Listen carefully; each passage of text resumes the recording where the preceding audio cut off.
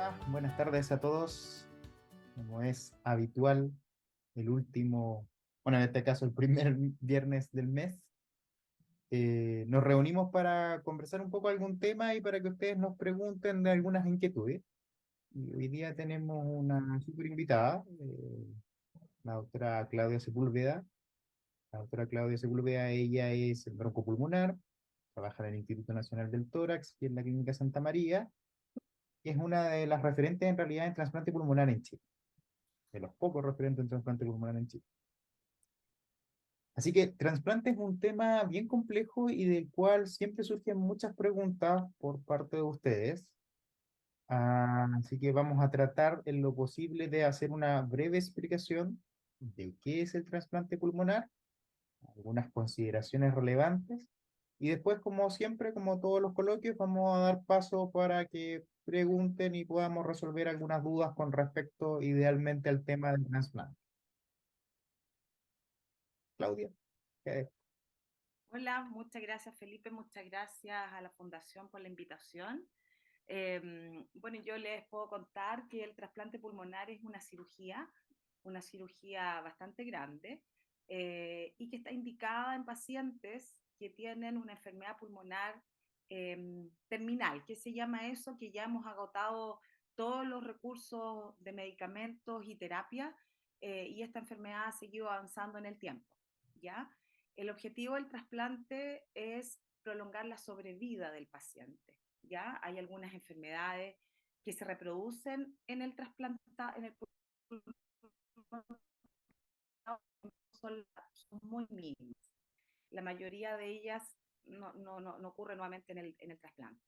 Para optar un trasplante pulmonar, uno tiene indicaciones, que son principalmente en Chile la fibrosis pulmonar, tiene también contraindicaciones. Y por eso la evaluación del trasplante es bastante exhaustiva y larga. ¿Ya? Tenemos que estar muy seguros de que lo único malo o, o que esté funcionando mal sea el pulmón y el resto de los órganos no tengamos problemas. Algo que nos haría no pensar en trasplante y ser una contraindicación es que el paciente tenga una neoplasia o cáncer activo, ¿ya? Y otra cosa muy importante también, el apoyo social, ¿cierto? Que no cuente con una familia al lado de ellos, eh, que no sean adelante de tratamiento, que tengan alguna enfermedad psiquiátrica muy severa y no controlada. El proceso, que les decía, un proceso que es largo. Habitualmente la parte más dura del proceso es el periodo pre-trasplante, porque es el momento que los pacientes empiezan a deteriorar su estado funcional. Y el proceso de la cirugía, la verdad es que es un proceso que es bastante estándar y el post-trasplante, si nosotros hemos preparado bien al paciente, eh, es un proceso que no es complejo, ¿de acuerdo? Es algo que nosotros ya tenemos bien estandarizado. Sin embargo, creo yo que aquí lo fundamental es que el pretrasplante sea un proceso de acompañamiento y que sea de la mejor, digamos, calidad para llegar bien a la cirugía. Estamos aquí para responder todas las preguntas que tengan.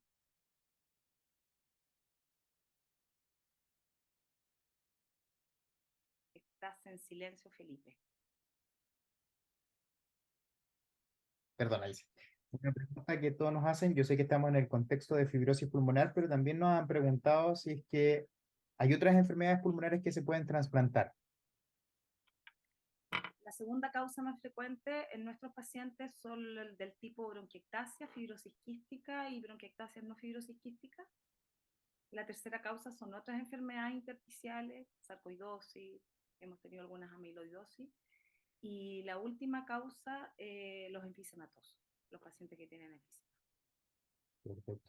¿Tú no puedes hacer una breve diferencia entre fibrosis pulmonar y fibrosis quística? Porque muchas veces hay mucha confusión con respecto al tema, sobre todo porque fibrosis quística está en el auge, fibrosis pulmonar no está en el auge. Bueno, la fibrosis pulmonar ya todos más o menos saben, han tenido los coloquios, me imagino yo, todas las explicaciones de cómo se produce, los tipos de fibrosis que hay. La fibrosis quística es una enfermedad genética. Esta es una enfermedad genética autosómica recesiva, que esta enfermedad afecta unos canales donde nosotros tenemos que intercambiar algunas cosas que se llaman electrolitos, el cloro principalmente.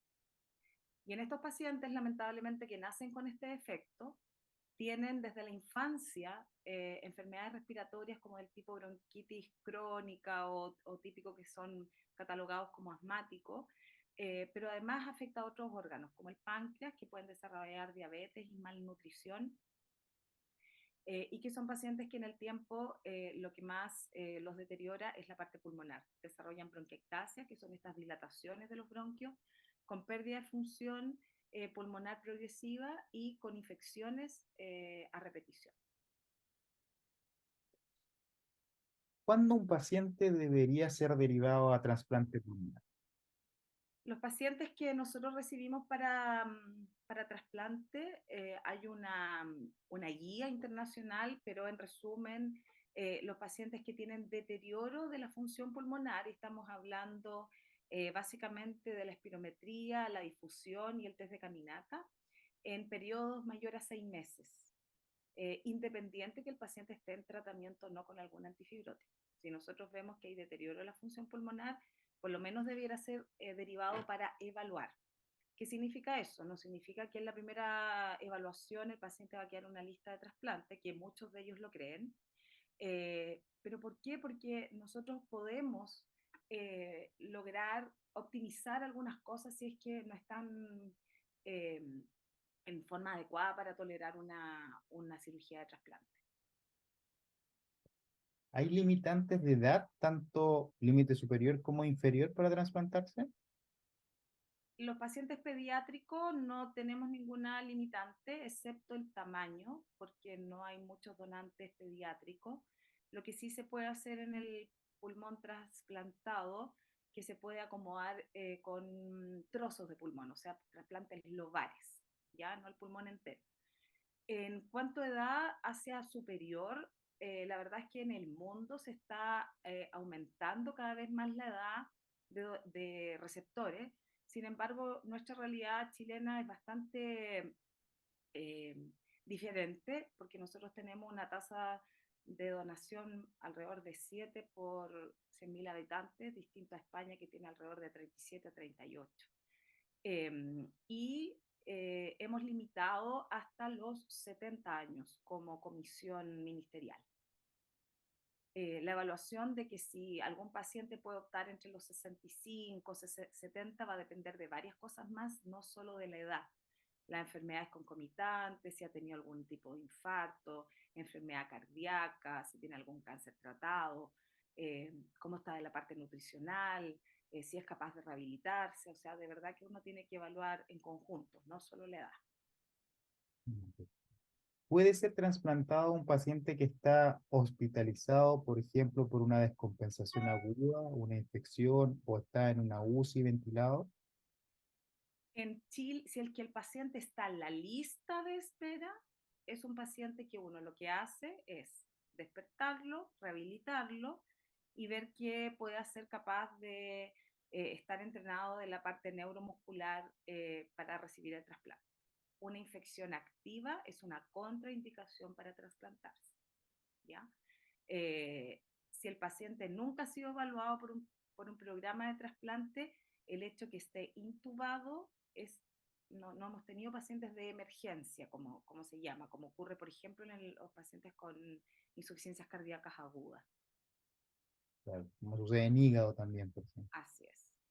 Ah, ok. Cuando uno decide trasplantar a un paciente, ¿se trasplantan ambos pulmones o se trasplanta un pulmón?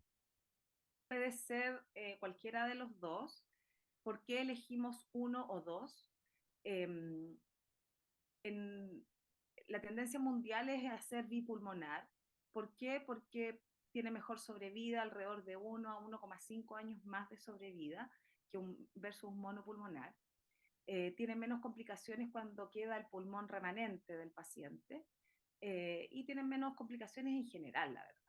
Sin embargo, el monopulmonar en los pacientes que son, por ejemplo, más añosos, que no son capaces de tolerar una cirugía larga como de 10 horas, que no tienen hipertensión pulmonar y que solo tienen una fibrosis pulmonar, podrían ser trasplantados monopulmonares. Las otras enfermedades deben ser bipulmonares. ¿En Chile se puede trasplantar los pulmones y el corazón conjuntamente? La indicación, según las guías internacionales, eso está reservado solamente para pacientes que tienen enfermedades estructurales del corazón. O sea, estamos hablando de los pacientes que tienen cardiopatías congénitas, que han llegado ya a una insuficiencia cardíaca grave por ejemplo, con hipertensión pulmonar secundaria.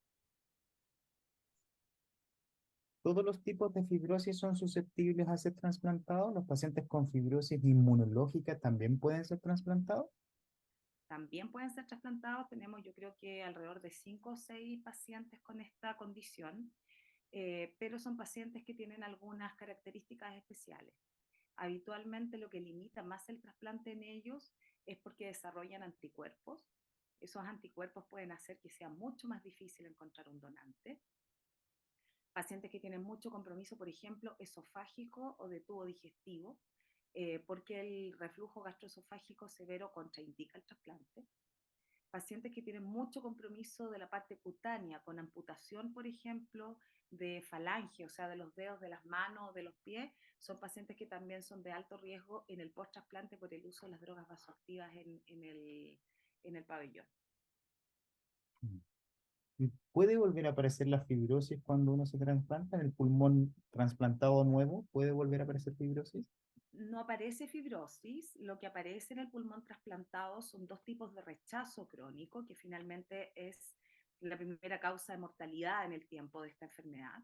Un tipo de rechazo se comporta como que si el paciente hubiera sido un enfisematoso, hubiera tenido una bronquitis crónica toda la vida, que es la bronquiolitis obliterante. Y la segunda causa de rechazo, que se llama la enfermedad restrictiva de rechazo, se comporta como una fibrosis, pero no tiene nada que ver con una fibrosis. Es como que se hiciera un cascarón alrededor del pulmón y eso hace que el paciente no pueda respirar bien ni oxigenar. Ese rechazo en particular es como el 20% de los pacientes que desarrollan rechazo crónico y tiene muy mal pronóstico, es rápidamente progresivo. Y en términos generales, ¿cuánto vive una persona que se logra trasplantar? El promedio de sobrevida de un trasplante bipulmonar es entre 7 a 9 años y un monopulmonar entre 5 a 7 años. Por otro lado, más o menos a los 5 años, alrededor del 65% de los pacientes está vivo. Mm. Pero durante ese periodo cambian completamente su calidad de vida. O sea, pasamos a pacientes que estaban limitados completamente a pacientes que pueden hacer actividad física, por ejemplo. Así, volver a trabajar, a estudiar. Pucha, yo creo que deberían haber hartas preguntas. Yo creo que eso es como para una pincelada, así que no sé si alguien nos quiere preguntar, aprovechando que está la doctora. Levante la manito.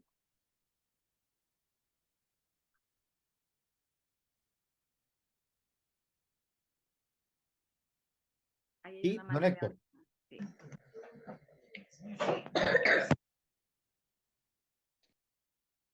don Héctor, abra su micrófono. Parece que se cayó, don Héctor. Ahora ahí. No, no Ahí, movió, no ha abierto. Ahí sí. ahí, Ahí sí. Ahí sí lo escuchamos, don Héctor. Cuénteme. Buenas tardes, doctor. Buenas tardes. Eh, mi consulta es en base a una inquietud que, que vengo pensando ya hace bastante tiempo con este tema de los trasplantes, cómo se manejan las listas de trasplante.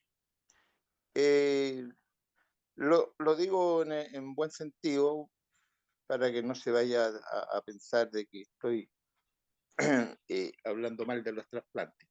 Pero lo que me llama la atención es cómo corre la lista de posibles trasplantados, o de candidatos, mejor dicho, llamémoslo candidatos, porque da la impresión de que en el servicio público corriese más lento que en el servicio privado. Me tocó ver a mí eh, a un señor apoderado de un alumno donde va mi nieta, y él quedó con secuela a través del COVID, quedó con fibrosis pulmonar. El tratamiento del COVID, él estuvo entubado y todo en la clínica Dávila. Bueno, estuvo ahí hasta el final, hasta que salió, pero salió con el diagnóstico de que tenía fibrosis. Y ahí al tiro le dijeron, tenés que trasplantarte. Y él, bueno, le hicieron todos los exámenes y toda la wifa, lo volvieron a internar para hacer el examen y todo. Y en ese entonces, cuando él dio la noticia a su familia de que era candidato a trasplante y que lo iban a incluir en la lista, ya estaba como en el lugar de 70, 80, por ahí. Entonces la familia dijo, pucha, con ese lugar tenéis bien pocas posibilidades de trasplantarte. Algo pasó de que en el periodo, sin mentirle, que en un poquito más de un mes, él ya era como prioridad nacional y lo trasplantaron de una. No lo trasplantaron en la clínica Dávila, lo trasplantaron creo que en la clínica Santa María, si no me equivoco. Y por otro lado, en paralelo, he sabido muchas historias de pacientes que están en el hospital del tórax, que a mí me ha tocado interactuar con ellos las veces que he ido al hospital o a través del grupo de Facebook, como el caso de una señora que tiene unos ojos muy bonitos, se llama Úrsula, creo, que siempre aparece, que ella lleva como 10 meses hospitalizada esperando trasplante. Entonces ahí uno piensa, bueno, ¿cómo es la cuestión? O sea, si yo me voy a la clínica alemana, a Las Condes o a la Santa María, voy a lograr más rápido un corazón o un trasplante de lo que sea, del órgano que sea. En este caso estamos hablando del pulmón. Que si, o me pongo a la cola de los que están esperando por el servicio público. La inquietud mía es esa, o sea, quedaría ahí la consulta, ¿cómo es el sistema realmente? ¿Corren dos listas paralelas? ¿Tiene más posibilidades el que puede costearlo en una clínica privada que en un hospital que por lo general sale gratis por la edad, qué sé yo? Sinceramente, ese es mi pensar. No sé qué diga usted, doctora. Bueno, para su tranquilidad, la lista de espera es nacional, o sea, solo la maneja el Instituto de Salud Pública, ¿ya? Ya.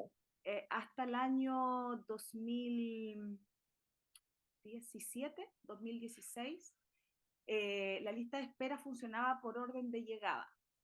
Y eso lo que sucedía significaba que muchos pacientes que llegaban precozmente podían estar primero y los pacientes que estaban muy mal y llegaban tarde no tenían mucha opción. Pero a partir de ese año nosotros implementamos un puntaje que adoptamos desde los centros más grandes en Estados Unidos y ahora estamos usando el europeo, donde uno pone en este algoritmo de puntaje, que es una tabla, los exámenes del paciente, ¿ya? Así que el puntaje o gravedad depende de cada paciente, no depende ni del centro ni de nada. En esas variables hay varias cosas. El diagnóstico que tiene, porque hay diagnósticos que son peores que otros, la cantidad de oxígeno, si tienen hipertensión pulmonar, si están bien rehabilitados, si usan ventilación mecánica no invasiva.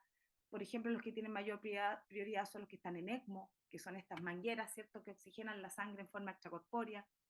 Los pacientes ventilados, que están en rehabilitación, por ejemplo. Entonces, lo que hace este puntaje es calcular que el paciente más grave tenga la posibilidad de sobrevivir a un evento tan grande como el trasplante. Los puntajes más altos están más cerca de 100 y los puntajes más bajos están cerca de 30. Nosotros como centro, tanto centro público, que el único público es el Instituto Nacional del Tórax, y tiene en este momento el 80% de la lista de espera, que hasta hoy día son 43 pacientes inscritos de toda la lista. El resto, Clínica Santa María y un par de pacientes de la Clínica Alemana y Clínica Las Condes. A la fecha, como le digo, esta lista, cuando nosotros incluimos un paciente, enviamos el cálculo de su puntaje con la copia de todos los exámenes. Entonces, el Instituto de Salud Pública es el único que publica la lista, que no es pública, solamente va hacia los centros porque tiene datos sensibles como nombre y root de los pacientes. Y cuando hay una donación, a veces los pacientes tienen suerte. Por ejemplo, yo tengo pacientes como la Úrsula, pero la Úrsula tiene una característica demasiado especial. Tiene un grupo sanguíneo que es muy raro. Y ese grupo sanguíneo, hay más o menos en promedio en Chile un donante por año. Y lo segundo de la pobre Úrsula es que además ella está sensibilizada, o sea, tiene anticuerpos. Por lo tanto, a ella no le sirve cualquier donante. Ella tiene que tener una reacción de la sangre con su donante para ver si ella tiene anticuerpos formados contra esa persona. Por lo tanto, por eso ella ha sido tan difícil. Lo segundo es que a veces ocurre que los primeros 8 de la lista son grupo 0, la número 9, que está en su casa, es grupo A, y hay un donante A que no le puede dar a nadie más que a un grupo A. Por lo tanto, no es que se salte la lista. A veces tienen la suerte, como les digo, que el grupo A es más beneficiado por eso.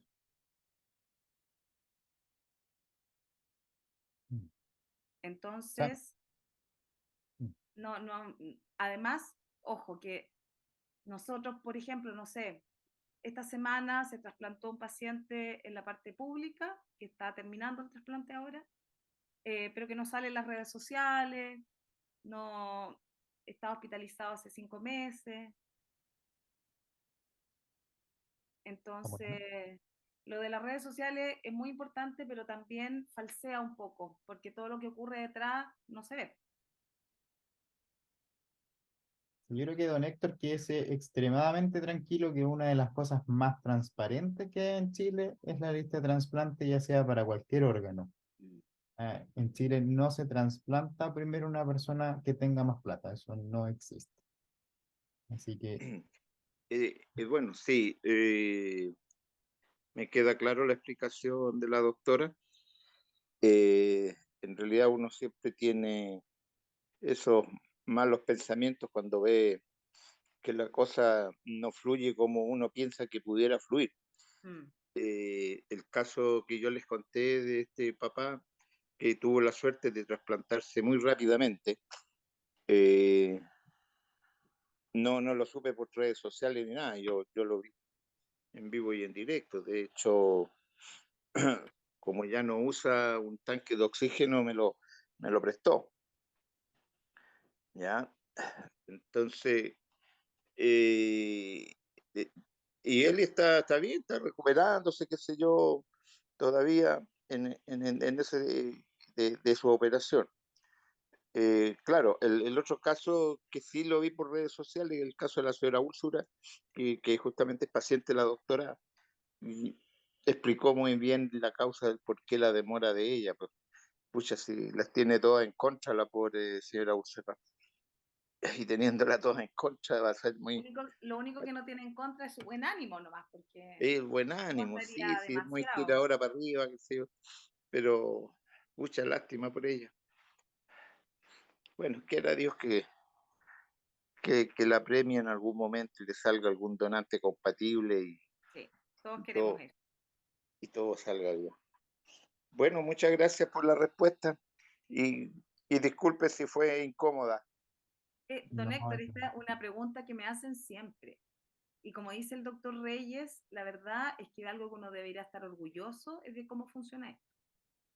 El Instituto de Salud Pública es súper meticuloso en estas cosas, súper meticuloso. Y además Lo bueno del trasplante, no sé si bueno o malo, pero son muy poquitos centros del trasplante pulmonar. Sí, Entonces no es sí, es como cierto. que se tengan que poner de acuerdo 20 centros o 30 centros. Somos 4 y de verdad que somos todos los mismos. Yo Entonces, le mm, propuse hace pocos días atrás a mi doctor, es que ahora tengo que verme acá en Talca. Y el doctor, el neumólogo que me dijo, no sé, ¿por qué tú no estás en lista de espera para trasplantarte? Tú eres el candidato para trasplantarte, habla con tu médico, pero si ahora mi médico es usted, pues le dije yo. bueno, ¿ves? Ahí tiene una tarea el nuevo médico. Sí, claro, le dije, si ahora mi nuevo médico es usted, si yo ya no puedo ver al doctor Reyes por, por, por el cansancio que me significan los viajes, todo, y la larga espera, entonces me mata. Entonces decidí verme acá en Talca nomás, por seguir acá con el tratamiento. Y me dijo, no, tú tienes que estar en trasplante, tío. Entonces yo le dije, bueno, ustedes que están especializados en trasplante del riñón, porque eso acá lo hacen en Talca, trasplantan riñones. Le doy un riñón a cambio de un pulmón, por un pulmón, ¿no? Así que si me consigue un pulmón, yo le doy un riñón. ¿Viste? Que Muy se quedó buen trato. pensando, Aunque salga perdiendo, dígame ahora. ¿ah? Aunque salga perdiendo. Aunque salga perdiendo, claro. Gracias, Así gracias, que, don Héctor. bueno, Está la señora Elisa con la mano levantada. Cuénteme.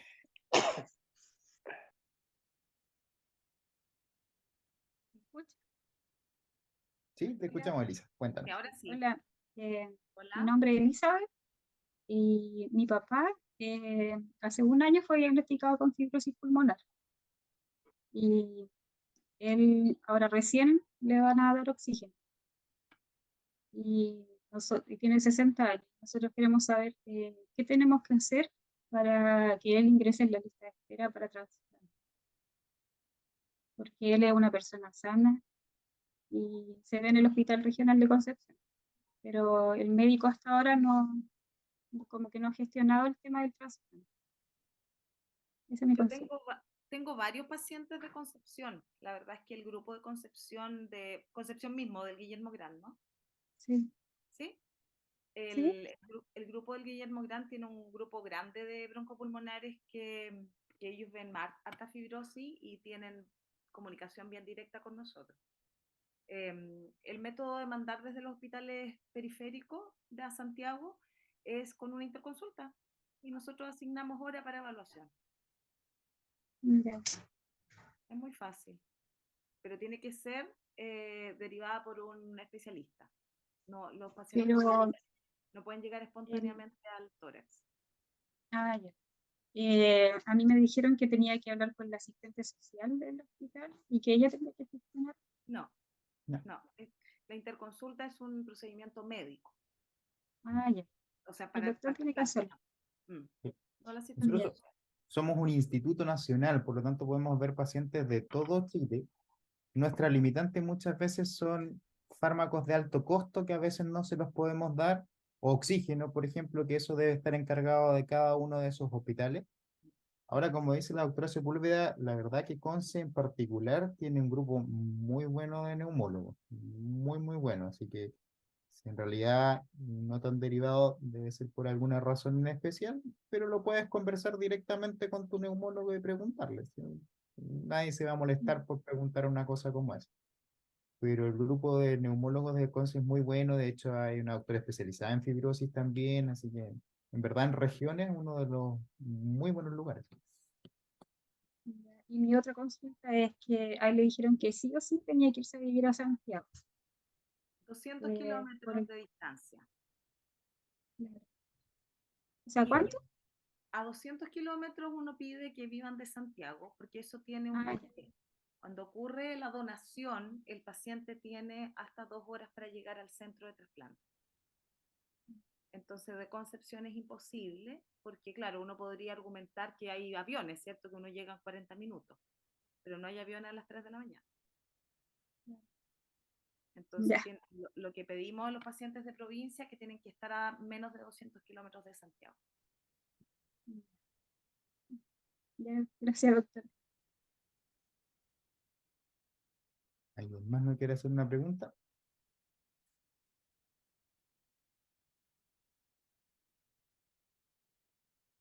Por aquí. Te voy a hacer una pregunta mientras tanto. Cuando llega un paciente derivado para que tú lo evalúes para trasplante, ¿qué es lo primero que tú le dices al paciente? Lo primero que le pregunto es que si su doctor le ha dicho a qué viene. Me he llevado Bueno, más de varios tirones de oreja a algunos de mis amigos porque los mandan y no saben a qué van. ¿Por qué es tan importante esto? Porque hay pacientes que no tienen ganas de operarse. Porque hay pacientes que no familiarmente o por costos o porque no quieren, no quieren vivir en Santiago, por ejemplo, o tomar esta decisión de cambiarse a Santiago. Eh, porque en la parte de la evaluación de trasplante, antes de que me muestren todos los exámenes, yo les pregunto varias cosas, digamos. Y en esas cosas habitualmente va todo el apoyo familiar. Por eso no tienen que ir solos, siempre tenemos que ver que tenga una familia detrás que los apoye. Porque como yo siempre les digo, o sea, todos se preparan para el post-trasplante. No, cuando mi papá o mi mamá se trasplante, yo voy a pedir vacaciones, no, tengo todo programado, le voy a contratar a alguien, y la verdad es que el post-trasplante no es difícil. El post-trasplante el paciente está sin oxígeno, hace sus cosas. Por supuesto que algunos salen un poquito más débiles que otros, dependiendo más que nada de la edad y de la condición antes de trasplantarse. Pero créanme que el periodo pre es el más difícil. O sea, cuando no se pueden duchar solos, cuando no se pueden vestir, cuando una ducha es un mundo, eh, los acompañamientos a los controles médicos, cuando ya llegan caminando, después ya tienen que llegar en silla de ruedas, eh, la alimentación, llevarlos a rehabilitación, porque uno de los requisitos es que los pacientes se mantengan en rehabilitación activa. Entonces, de verdad que necesitan una logística familiar o de acompañamiento, digamos, bastante importante. Entonces, más que la pregunta, digamos, de los exámenes, de que si trajo esto o lo otro, la verdad es que eso lo ordenamos bastante rápido. Son todas estas cosas como psicosociales que son importantes en la primera consulta. Habitualmente les doy la misma charla a todos, ¿ah? Como la sobrevida, de qué se trata el trasplante, que van a tener que tomar remedios todo el resto de la vida, las complicaciones de los medicamentos, la sobrevida. Lo mismo que hemos ido hablando ahora es lo que hablamos en la primera evaluación. nos hicieron una pregunta bien específica, pero bien interesante. Nos preguntan en qué consiste el puntaje LAS, cada cuánto se actualiza y qué significa que un paciente esté en los primeros puntos de la lista. ¿Significa que necesariamente se va a trasplantar primero o no es tan así? Ya, el puntaje LAS es una sigla en inglés y como les dije, mide varias cosas. La edad, la talla, el peso, porque finalmente ahí uno calcula el índice de masa corporal, la función pulmonar, la espirometría, la test de caminata, el tipo de diagnóstico que tiene el paciente, cuánta cantidad de oxígeno usa, cómo está la función del hígado, cómo está la función del riñón, cuál es el tipo de asistencia que tiene. Los pacientes postrados tienen menos puntaje, por ejemplo, que un paciente que está activo todavía. Eh, todo eso, como les digo, son cosas muy objetivas que son cosas del paciente, no interviene ningún otro factor que no sea del propio paciente. El puntaje LAS en los pacientes que están en lista de espera se actualiza cada 6 meses, ¿ya? Ese es el rango que nosotros hemos establecido. Y en los pacientes que están en urgencia u hospitalizados, nosotros los actualizamos mes a mes, ¿ya? Si nosotros vemos que hay pacientes hospitalizados, pero tuvieron un quiebre, por ejemplo, un paciente que estaba con esta naricera de alto flujo, ¿cierto? Pero lamentablemente cayó en ECMO como puente, un paciente que se actualiza en LAS porque obviamente va a cambiar su condición. Y el hecho que ellos tengan LAS más alto, por supuesto, que los beneficia porque van a quedar en los primeros puestos.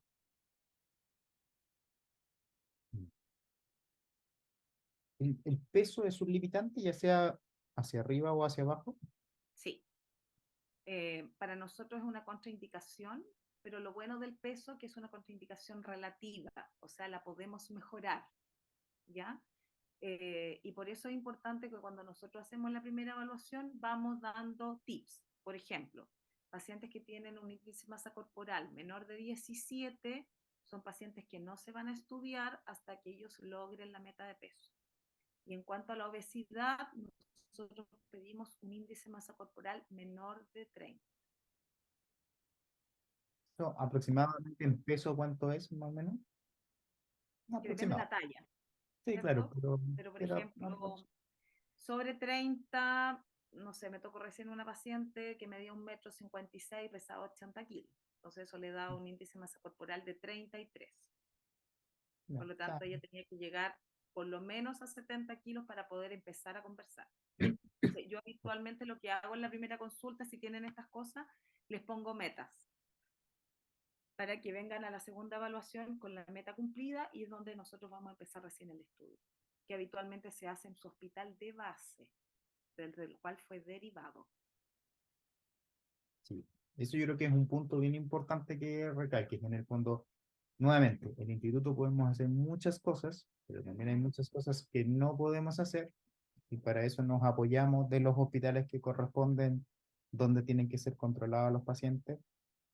Y lamentablemente, los hospitales tienen que hacerse cargo de cada uno de los pacientes. A nosotros nos cuesta mucho solicitar una endoscopía, por ejemplo, una colonoscopía, porque no somos un hospital especializado para eso.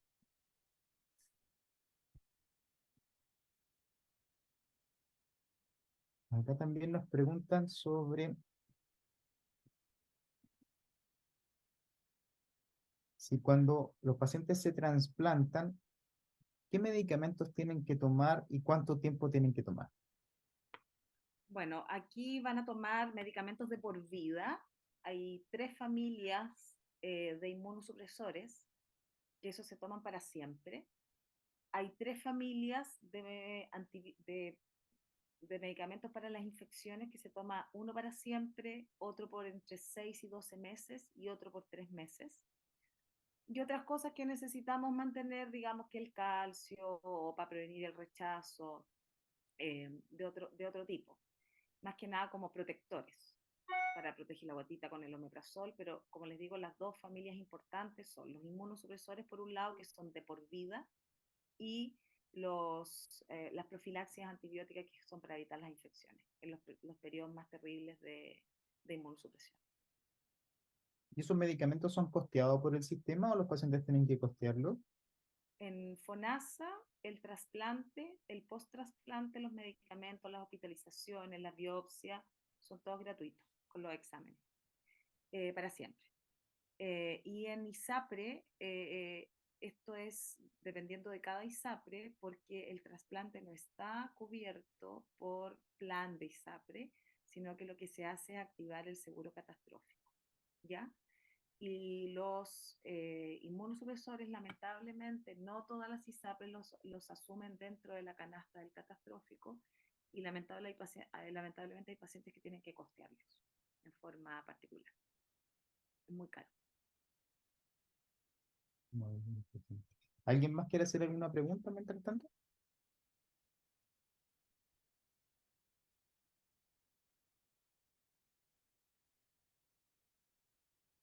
¿Están tímidos hoy día?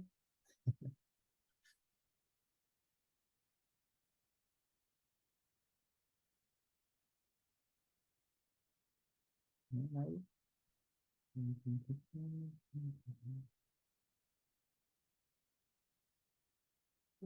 ¿De qué se trata este examen que se llama PRA, que muchos pacientes que están en lista de trasplante le piden y que se va al ISP? Siempre nos dicen el examen que se va al ISP, Eso se va afuera, sí. el que se va afuera.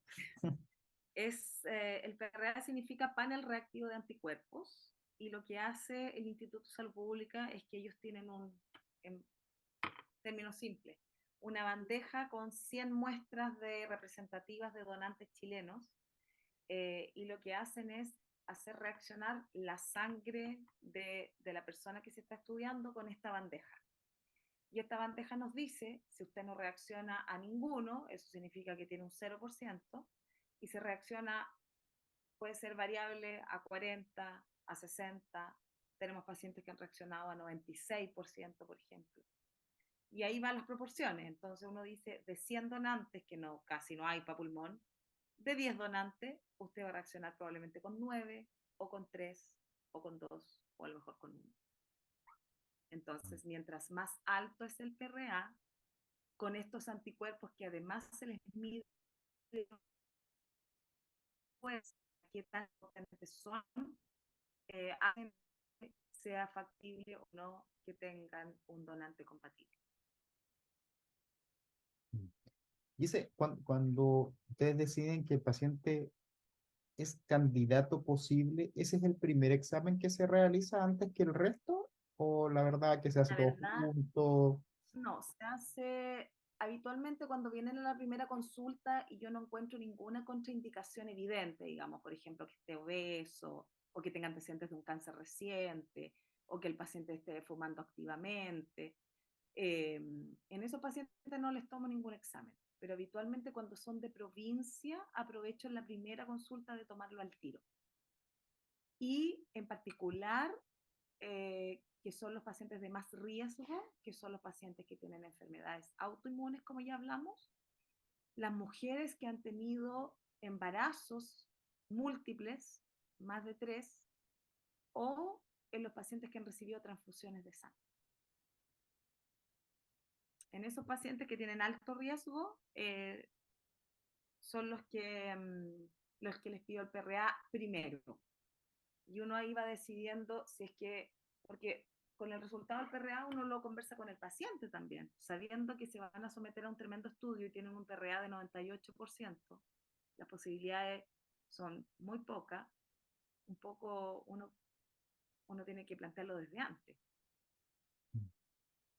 Yo creo que eso es súper importante y ustedes en el equipo trasplante, que en el fondo eres tú y Joel, son como súper específicos y dicen desde el principio, son muy concretos y eso es muy bueno porque en el fondo no hay que darle falsa esperanza a los pacientes, eso creo que es realmente relevante.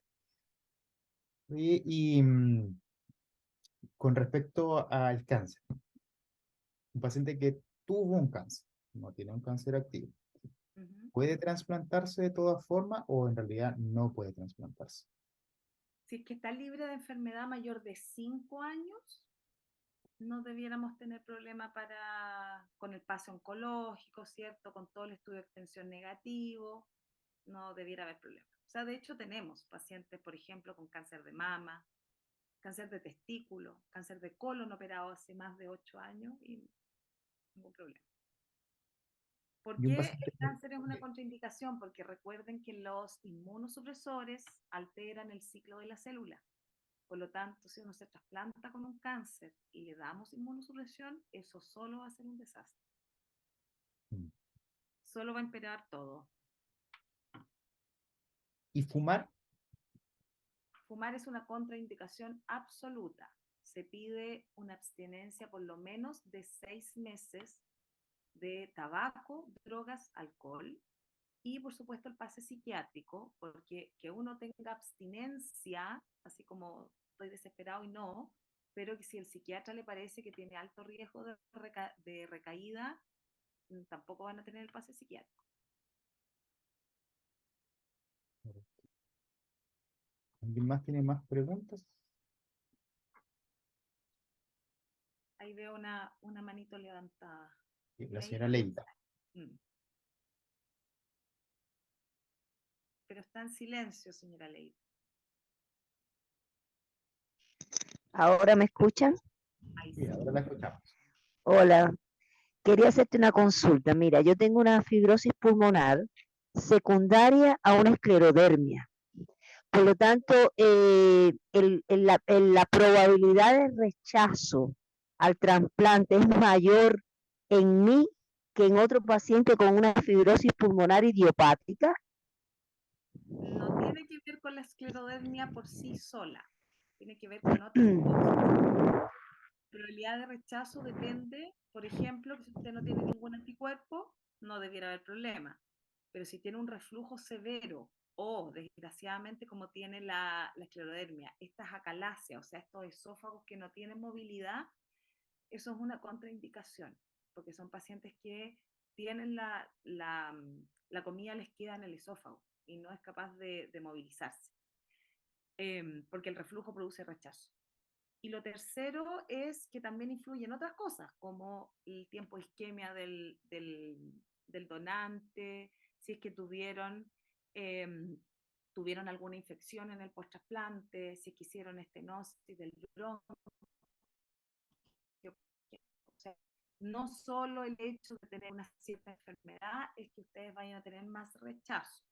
Tiene que ver con una serie de factores, pero como les digo, la presencia de anticuerpos antes es más probable que uno regresador. No por sí sola una enfermedad. Está muteada, En señora silencio Leila. de nuevo, muteada.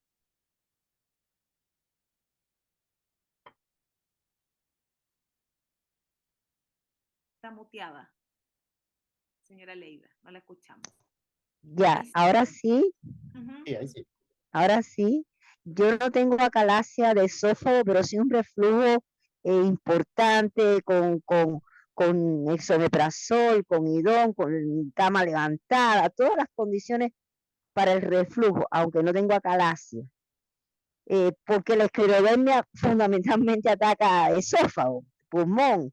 eh, pero ya mi broncopulmonar me ha hablado sobre el posible trasplante, Ujú. cosa que yo no estoy muy de acuerdo, eh, porque también tengo una hipertensión pulmonar, no grave ni moderada, pero sí una hipertensión inicial, que estoy tomando ambrisentan de 10 miligramos. En este caso, el trasplante es corazón-pulmón, No, ¿no? no. Porque Ya, a ver, lo bonito o lo que ocurre en esta enfermedad es que como su hipertensión pulmonar es secundaria a la falta de oxígeno y por la contracción de las venas que están dentro del pulmón, ¿cierto? De los vasos sanguíneos que están dentro del pulmón, cuando a estos pacientes se les saca el pulmón en el trasplante y les ponen pulmones nuevos, en el mismo acto operatorio se ve que la presión de la arteria pulmonar vuelve a lo normal.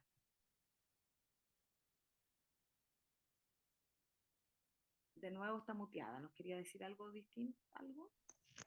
no, darle las gracias por la información. Uh-huh. De nada. Gracias. Gracias a usted por la pregunta. ¿Alguien más quiere preguntar algo? Y por acá está Mauricio. Mauricio. Hola, buenas. Hola. Buenas. Quisiera, dentro de todo lo que estaba escuchando la doctora, en el caso de las personas que tenemos, aparte de la fibrosis, tenemos artritis, yo tengo 46 años. Hace 2 meses me detectaron todo esto. Y tema de la artritis o del sistema inmunológico, es, ¿qué era?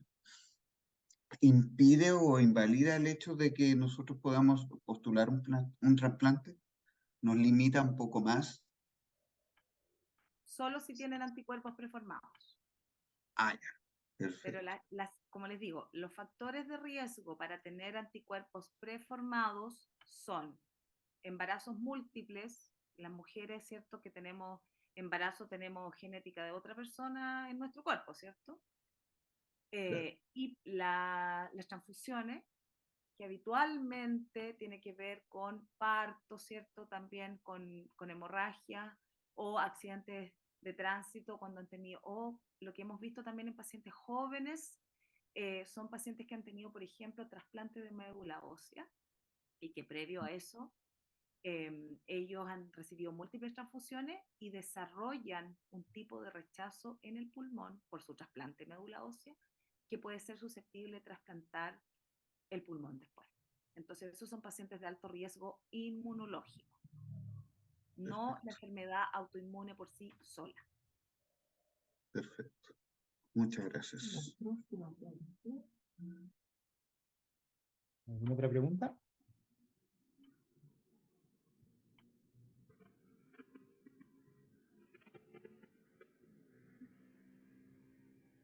Claudia, ¿cuántos pacientes se están trasplantando en el año aproximadamente? ¿Cuántos pacientes te llevamos este año y cuántos se Según transplantaron las por ejemplo, el año estadísticas pasado? del ministerio, a la fecha hay 25 ya, que es más o menos el promedio, entre 19, 23, no mucho más que eso, ¿ya? Perfecto. Por lo tanto, si uno piensa que la lista de espera está rodeando los 40, 45 pacientes, es como un recambio a la mitad de la lista por año, más o menos. Y en promedio, ¿cuánto espera un paciente para ser trasplantado cuando ya está listado? Depende de la condición, como te decía. O sea, si el paciente está en urgencia, no hemos sacado los últimos cálculos, pero más o menos esperan no más de 2 meses en urgencia, ¿ya? Que es como la condición de mayor gravedad. Y los pacientes que están en la casa tienen una espera más larga. Hay pacientes que yo los he estudiado precozmente, que han llegado precozmente, entonces son pacientes que sienten que están mucho rato esperando. Pero recuerden que como el trasplante no es eterno, uno también le puede quitar años de, digamos, de independencia a los pacientes. Por eso siempre la lista va a beneficiar a los que están más severamente enfermos.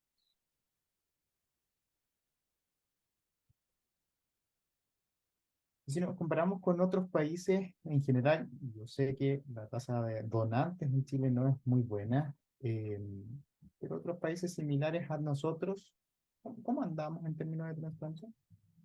Muy bajito.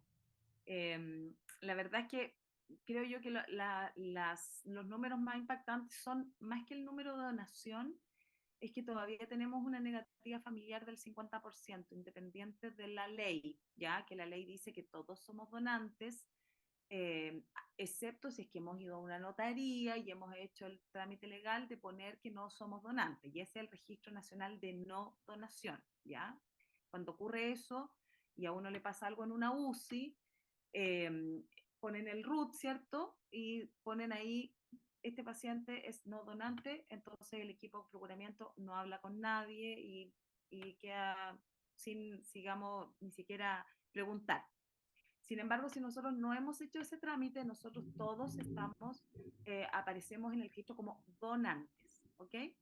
Lo que se hace todavía es igual conversar con la familia. Y la verdad es que la negativa familiar, eso ha ido disminuyendo en forma importante.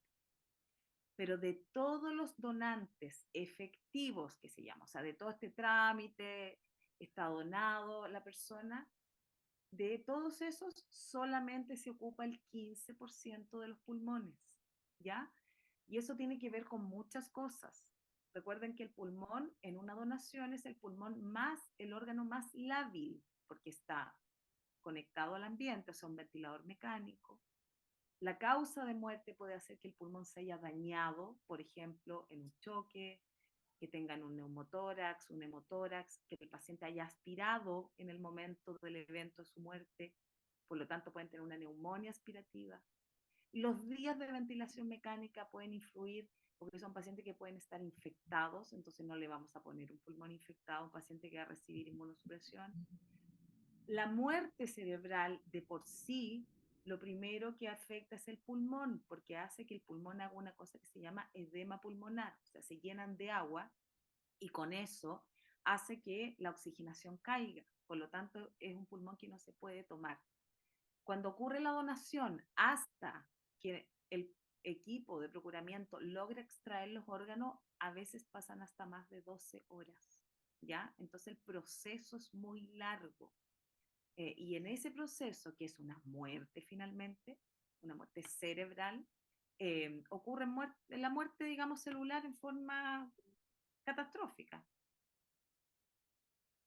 Y por eso el pulmón es el que menos, digamos, tiene trasplante, porque se echa a perder muy pronto en este proceso. ¿Yo puedo donar un pulmón a un familiar?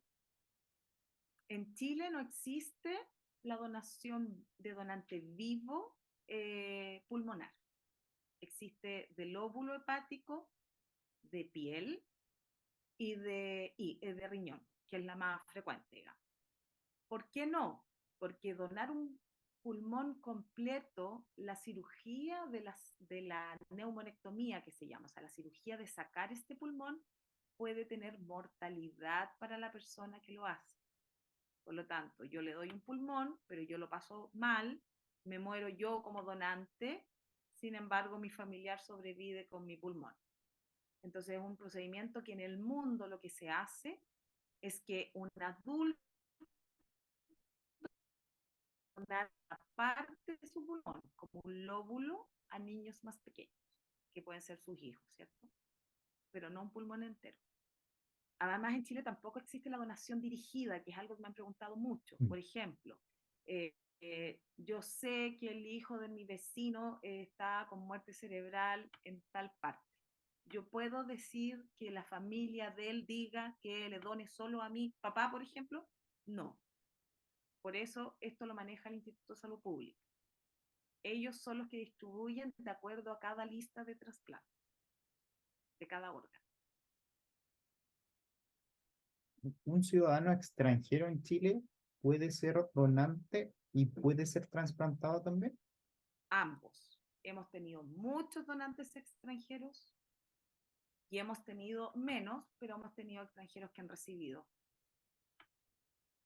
¿Necesitan tener tiempo de residencia en Chile y documentos chilenos o no es necesario? No, lamentablemente los que han sido trasplantados han sido pacientes que han llegado muy enfermos. Yo les puedo hablar de la parte cardiológica. De la parte pulmonar hemos tenido pacientes residentes ya, no he tenido pacientes que han llegado de urgencia, como les digo, en pulmones eso es muy difícil, pero en cardíaco y en hígado se ocurre. Muchas gracias. ¿Alguien quiere hacer una última acotación? Como justito en el tiempo. Parece que no. Claudia, ¿algún resumen? Resumen es que yo que trabajo en las dos partes, pública y privada, creo que el sistema funciona, que para los dos lados ocupamos las mismas cosas, es el mismo equipo, la severidad o el seguimiento, lo que nosotros hagamos es igual, o sea, la transparencia y la transversalidad se notan, así que tranquilos por eso, como les digo, en el sistema público es donde más tenemos pacientes, la forma de llegar es con derivación desde su hospital de base, y encantados de verlos, ahí vamos conversando si es que en algún momento los tenemos que evaluar. Bueno, te agradezco mucho el tiempo, un viernes siempre es un día complejo, sobre todo a esta hora, para dar esta charla. Yo creo que fue una charla muy informativa para todos. Un tema siempre difícil, es un tema difícil de abordar siempre, un tema difícil de proponer a los pacientes, un tema difícil de conversar. Y siempre hay estas dudas con respecto sobre todo a lo que mencionaste y lo que mencionó don Héctor, que si hay diferencias por situación socioeconómica. Y eso es súper importante que quede claro. Trasplante es una de las situaciones más transparentes en Chile y yo creo que es de las pocas cosas que no hay corrupción. Así que eso es muy, muy relevante. Gracias, Claudia. Gracias a todos por participar. Nos veremos el próximo mes. Chao, chao y tengan un buen fin de semana. Doctor, muchas gracias. Muy clarito. Gracias.